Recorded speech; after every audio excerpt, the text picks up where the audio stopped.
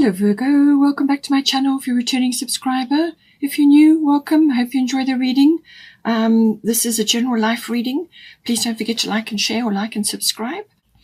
Okay, so let's have a look. Right, we seem to have, I'm going to start with the 10th house here. The 10th house is to do with your career aspirations, but it can also be to do with your reputation, your fame, if that is something that you are involved in, but it's your profile, how others see you. It can also be about authority figures and dealing with those, either working under them or governmental situations. It can also be to do with an authority figure in your actual environment. Now, this can be like a father figure or a somebody else that you kind of look up to. It can be masculine or feminine, but quite often it's associated with an authority figure, somebody who has some power and authority in your life. Now, it can also be to do with what you are moving towards from a career perspective. So this can be like your purpose or your, what you're building up, what you're trying to build up at this time. So now we have underneath, we've got the Grand Cross Provoker, and then at the top we've got Damara, Guiding Children.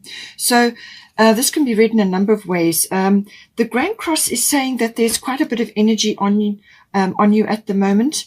Now, this is normally from different angles, 4 different angles coming down on you. So it can feel like pressure, a lot of pressure, and it's coming from all different areas, all different ways, all different directions. And it's almost like the energies are competing with each other. It's got that very strong energy. It can be a very frustrating energy. It can be very like pressurized, It can make it, diamonds are created with this kind of pressure. So it's kind of digging deep to find out where you need to go and what you need to do. But it can also be about juggling or multitasking with all your skills, all your abilities, and trying to, using all of that to move yourself forward. You could have a lot of opportunities coming at you all at once, or it could be to do with something that you're trying to do, and you've got literally one hurdle after another coming like that, just coming at, flowing at you from all different angles.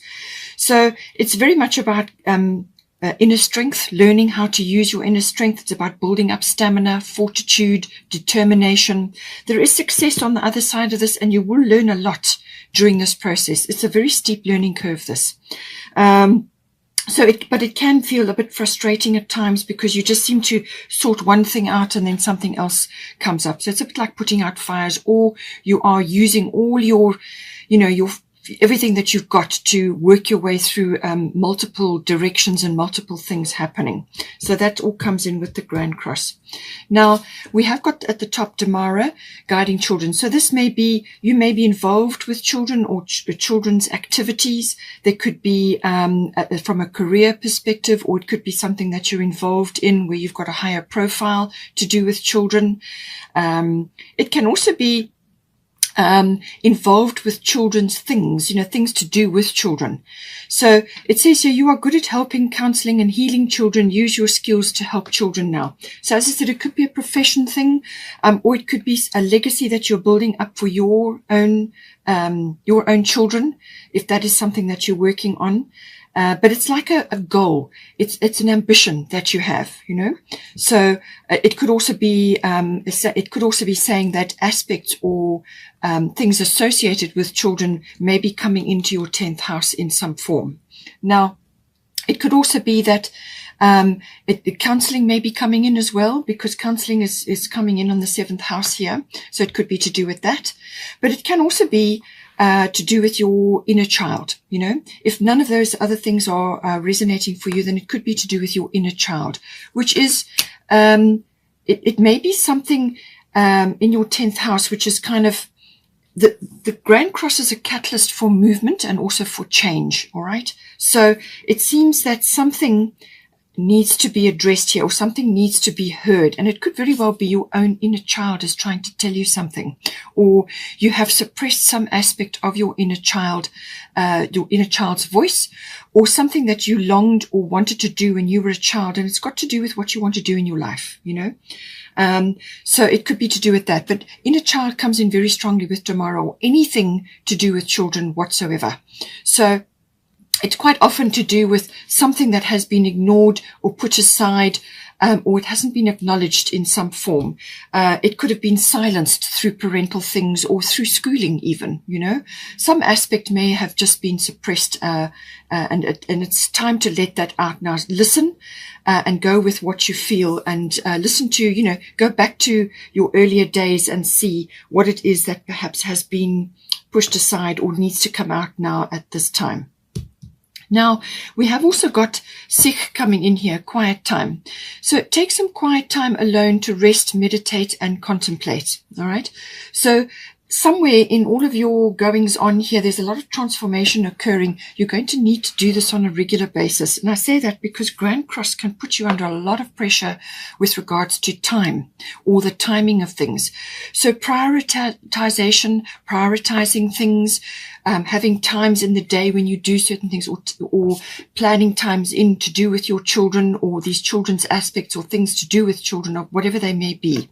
It can also be listening, as I said, to your inner child. So you may need to plan this in, especially if you've got a lot going on.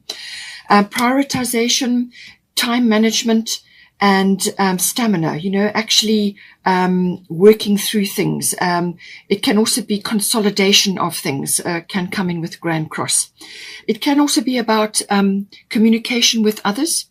So this may be to do with your own children or to do with your own inner child, as I said.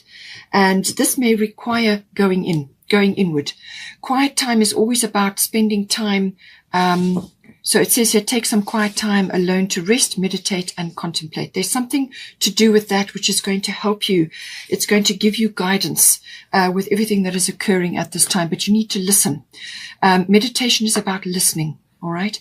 Listening to yourself and listening to God, whatever spirit guidance that you get. It could even just be impressions, or it could also be songs, lyrics, information can come to you from many different sources, but you need to be in that contemplative present frame of mind. And that will help you to open the gates to allow that information, and also to allow information to bubble up, or guidance to bubble up. And I feel that may be to do with the inner child situation. But see, quiet time is going to be required on and off here through a number of situations, and that's going to help you navigate, especially through this Grand Cross situation. Now we have got the seventh house. Seventh house is to do with relationships. Now this is normally close, personal, one-on-one relationships. Now this can be a committed partnership. Now that can be, sorry about the dogs barking. That can be to do with a love relationship, but it can also be to do with a partnership, like a business partnership. So any close, personal, one-on-one partnership, but it can also be somebody that you're very close to, like a really, really close friend. It can also be other people that you may be very closely associated with. It could even be this authority figure. So it's about that. Can also be about marriage. It's normally a committed or engagement or marriage, something like that. It's normally a committed relationship that comes in, a love relationship that comes into the seventh house. It can also cover the lower courts. So this may be to do with legal matters. You've got the ninth house here, so that could also be coming in. It could also be to do with, balancing things between you and another, or between you and others that you are close to at this time, because seventh house is the Libra house. So that's about balance. So coming to balance in things. It can also be your social intelligence, awareness and interacting with others on a close personal basis. Now, at the bottom, we've got Mars coming in, and then at the top, we've got Dana High Priestess. So the Dana High Priestess is always about imparting knowledge of some kind in some way. Now, this could be, as I said, to a business partner, or it could be to a friendship, or it could be to your marriage partner or your relationship partner. It could also come in through the social awareness, interacting with others on a personal kind of a basis. It could be coming in from that. If you are a legal person, it could be related to that, the lower courts. Now, the Mars is always about taking action in some way. Now, it's got force there. So the Mars energy is very powerful. This can be extremely powerful. So it depends on your Mars and how you are built and how you utilize Mars in your chart. But it's basically about action, your will. It's the god of war. It can also be about how you get things done. Venus is always about what you like or what you want, and Mars is how you get it. It's that going after, that hunting energy. But it can also be about defending yourself, or facing a challenge, or kind of putting your cards on the table and being very clear about a direction that you want to go in. Now, with this energy, it can also bring in impatience or quick temper. There could also be egos around, people's egos. As I said, in the 7th house, that's entirely possible. That could be an issue that needs to be dealt with. But I feel this is mostly to do with starting something or pushing forward on something. But it can also be, obviously, in a relationship. It can be to sexuality. It can be to passion. It could also be something that is going to motivate this relationship to move forward in some way. With the Mars energy is that initiation. It might be a really great idea, or it could be an action that needs to be taken in some form here. But it's initiating something and moving forward. In some ways, it can be bulldozing. So just be careful with that. As I said, the ego things do come in sometimes. But certainly, I feel it's about taking action, moving forward on something that needs to occur here. Now, with the Dana High Priestess, as I said, this is about receiving intuition and guidance, which we already talked about with Sich. Getting information. There is communication here. And she's got a lot of blue, but it's also about your will, which is your solar plexus, your confidence, your solar plexus chakra, but also your throat chakra, which is your will and your voicing things. So things need to be said here, but it's following guidance. It says you have divine knowledge that can help others through your spiritual teaching. So this may be giving guidance to your person or to another. Or through a justice situation, legal situation, or it could be through interacting with others where you impart knowledge. Now, normally Dana is to do with coursework, seminars, workshops, things like that, imparting knowledge or putting it down into publishing, something like that. Now, this could be that even that you and your person may need to go into some sort of counseling situation. That can also happen. But it's to do with communication, and there is confidence involved here and moving forward, but also learning and downloading information and imparting it to others. But these are people that are in your immediate environment, or those that you are specifically working with at this time. Now, we have also got the 9th house coming in. But before I go on with that, I just want to mention that Mars, this Mars energy is going to be important, I feel, in this month for a number of reasons. But because you've got the Sagittarius energy, you've also got Scorpio and, as I said, the Mars and the 9th house. The 4th of December is a solar eclipse, and that will be in Sagittarius. All right, and that's on the 4th of December. It's conjunct Mercury, and then you've got Chiron sitting in Aries, which is retrograde. Chiron is always about the past, wounds, emotional wounding and healing of all kinds, whether it's a physical healing or an emotional healing. And Mercury is always about expression, communication of all kinds. So I feel something will be said or communicated, or you will receive information, and it's going to bring up something from the past, or an older wounding, or it's to do with putting that to bed, airing something to do with that and actually dealing with it. So 4th of December. Then the other aspect coming in is 8th of December. Mars will be in Scorpio. We've got Scorpio here. Mars will be in Scorpio, and it's going to be squaring Jupiter, which is the ruler of Sagittarius. So I feel that, again, that date, Scorpio is always about things coming up from underneath. It's to do with sexual matters. It's also to do with the death of things, and this can be physical deaths, but it's normally to do with ego deaths, and I did mention ego here. It could also be to do with birthing or rebirthing, regeneration, and so on. And it's squaring Jupiter, and Jupiter wants to free things. Jupiter wants to be expansive. Jupiter wants to bring adventure and exploration into anything. It wants to expand your knowledge, expand what you're doing, and give you opportunities and luck. So I feel that there's going to be a little bit of a square is going to highlight some sort of weakness or some sort of area that needs to be worked on. So that is the 8th of December. Then on the 14th of December, Mars will then move into Sagittarius. And again, the Sagittarius energy is Jupiter rules Sagittarius. So Sagittarius is very expansive, but it's also about seeing the big picture in some way. You could have luck. You could have opportunity. You could also have heightened intuition at that time, which is what we said with the Sikh quiet time. You need to access that, especially with the 9th house. Sagittarius, 9th house is Sagittarius house.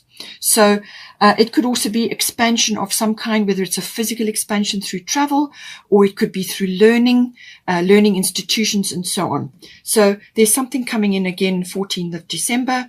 And then Jupiter, which is the ruler of Pisces, is the ruler of Sagittarius, moves into Pisces on the 30th of December. And I feel that's going to bring an opportunity, or it's going to cool things down, or it's going to create expansion in that area. And Pisces is always about dreams and about emotional things. It's also about connecting to your spiritual self or the universe.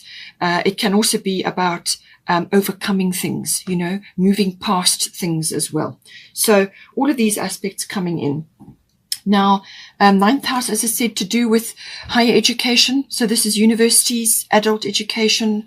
It can also be to do with learning about aspects to do with philosophy, religion, or belief systems. Belief systems in the world are undergoing a massive transformation now. You have got the transformation card. It's also to do with the intuition and intuitive processes. So that could be very strong right now. You've got sensitivity at the top there and Sagittarius at the bottom. So intuition is going to be peaked during this period. So use your intuition to guide you, as I said. It can also be about, it could be foreign travel or long distance travel. That may come in for some of you, but it can also be internal travel, as in exploring your mind or philosophy, religion, and belief system. So it's like opening your mind to certain things.